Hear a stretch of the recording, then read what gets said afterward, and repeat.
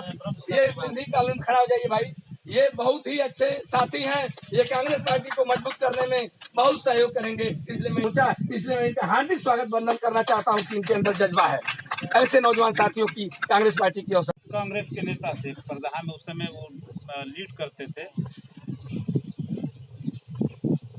आज के कार्यकर्ता बैठक में लगभग सभी मुद्दों पर बात हुई, तो सारे टॉपिक्स को कम से कम हमको लगता है कि टच किया गया। लेकिन मुझे लगता है जो सबसे जरूरी टॉपिक था छूट गया, वो इस कोरोना काल में ये है कि इस कोरोना काल में भी इतनी अच्छी संख्या में आपने यहाँ पे आकर के शिरकत करके आप हम लोगों से रूबरू होकर के हम लोग का मान सम्मान बढ़ाएं, इसके लिए हम लोग आभारी हैं आपके।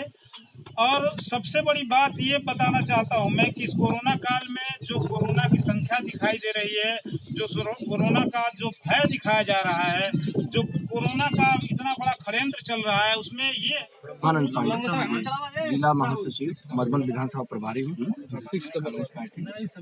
क्या आपको लगता है कि सरकार में जो अपराध बढ़ रहा है या घट रहा है, या किसान की बातें ये सरकार सुन रही है कि नहीं सुन रही है? ये सरकार न किसान की बात सुन रही है, न अपराध रोकने पर लगी हुई है।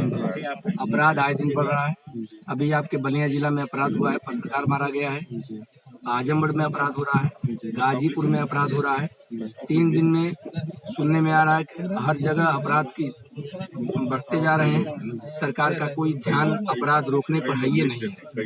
ये सरकार जो है सिर्फ जो है अपराध पर चाहती तो अंकुश लग जाता है, लेकिन अपराधी जो हमको लग रहा है कुछ अपराधी जो सरकार में सरकार से जो मिले हुए हैं उनको अपराधी नहीं मान रही है, और अपराध को रोकने पर कोई उनका न अंकुश है न वो रखना चाहती है। आए दिन जो पत्रकारों के ऊपर जो जानलेवा हमला हो रहा है, इसके बारे में आपका क्या कहना है? पत्रकार पर ही नहीं, पत्रकार पर भी हमला हो रहा है, जात ब्राह्मण पर भी हमला हो रहा है, यादव पर भी हमला हो रहा है। जातिगत ये तो हमला नहीं, तो आम पब्लिक में तो ये हो गया है कि ये हमला किस प्रकार का हो रहा है। शक सरकार पर तो शक अब जा रहा है कि हमला का कारण क्या है। हमको तो लगता है कि सरकार छूट छोड़ी है हमला करने के लिए। सरकार जो है, सरकार किसको छूट छोड़ी हुई है? अपराधियों को छोड़ दी है कि तुम अपराध करो, नहीं तो अपराधी की हिम्मत कहाँ है कि कानून से बड़ा अपराधी होता है क्या? अपराध को अगर सरकार चाहे तो अंकुश लगा दे। आज यही चिल्ला रही थी कि दूसरे सरकार में अपराध, इस सरकार में सबसे ज्यादा अपराध बढ़ा है और अपराध रोकना नहीं चाहती है सरकार। जिस दिन अपराध रोकना चाह देगी, अपराध रुक जाएगा। धन्यवाद। मैं जिला कांग्रेस अध्यक्ष इंतखाब मऊ जनपद। बैठक हुई है, क्या इसका उद्देश्य बैठक कराने का? आज की बैठक का उद्देश्य हमारी उत्तर प्रदेश कांग्रेस कमेटी की प्रभारी आदरणीय प्रियंका गांधी जी के निर्देशों पे, उत्तर प्रदेश कांग्रेस कमेटी के हमारे प्रदेश अध्यक्ष लल्लू जी के निर्देशों पे सीधे ये संदेश दिया गया है कि अब कांग्रेस सबके सामने ब्लॉक की बैठक करके हर उस व्यक्तियों की इच्छाओं तक पहुंचा जाए कि हमारा चूंकि ब्लॉक हर जातीय समीकरणों के आधार पर जिसकी जितनी भागीदारी है उसको उतनी हिस्सेदारी के हिसाब से हमें संगठन बनाना है। हम खुली बैठक में, जो खुली हुई बैठक में हम मान सकते हैं नाम, वो एक स्वरूप हम लोग देने का प्रयास किए हैं। हम ब्लॉक अध्यक्ष, फिर हम प्रभारी न्याय पंचायत स्तर तक और ग्राम सभाओं में हमें हर वार्डों तक हमें संगठन को बनाना है।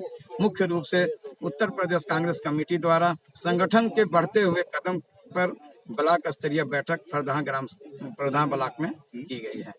क्या बैठक का ये उद्देश्य नहीं है कि आगे जो चुनाव होने वाले उसकी पूर्ण रूप से तैयारी की जा रही है, या फिर सरकार को घेरने की तैयारी की जा रही है? सरकार को घेरने की तैयारी है।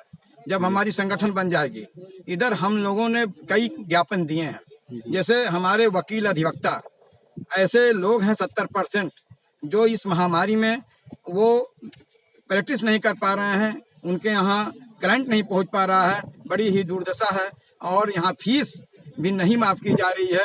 साथ ही साथ हम लोगों ने अभी कल परसों ही हमने एक ज्ञापन दिया है किसानों के साथ, जो एक तो इस फसल में खाद की कमी है, साथ ही साथ हम लोगों ने सरकार से मांग की है कि जब तक ये महामारी का अंत नहीं हो जाता है, 1 साल का किसान क्रेडिट कार्ड पे जो ब्याज है उसे माफ किया जाए।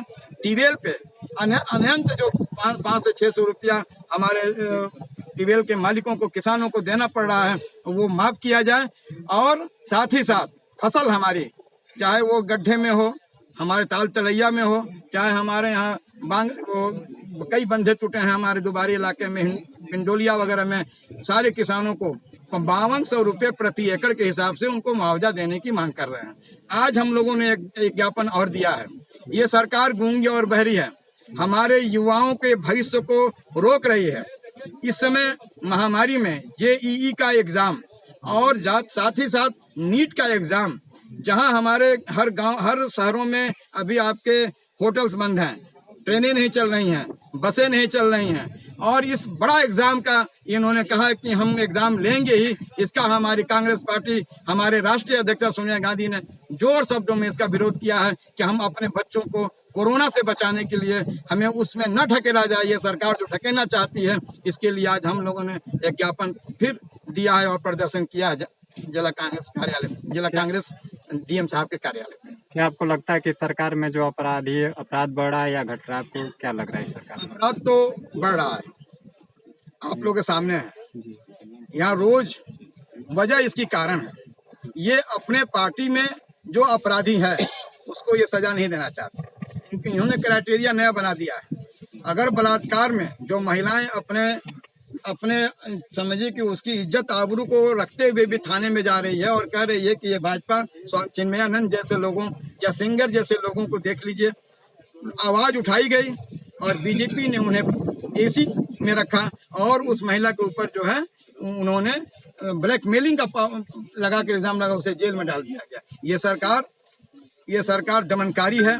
जनता, ये बीजेपी के लोग दमनकारी हैं और अन्य लोग, चाहे वो कोई भी हो, अगर बीजेपी का जय जयकार नहीं कर रहा है, उसके साथ दमनकारी नीति अपनाई जा रही है। ये इसी के क्रम में हम लोग संगठन मजबूत कर आर पार की लड़ाई लड़ने के लिए तैयारी कर रहे हैं। सरकार को हम लोग किसी भी हद तक जाने को हम तैयार हैं।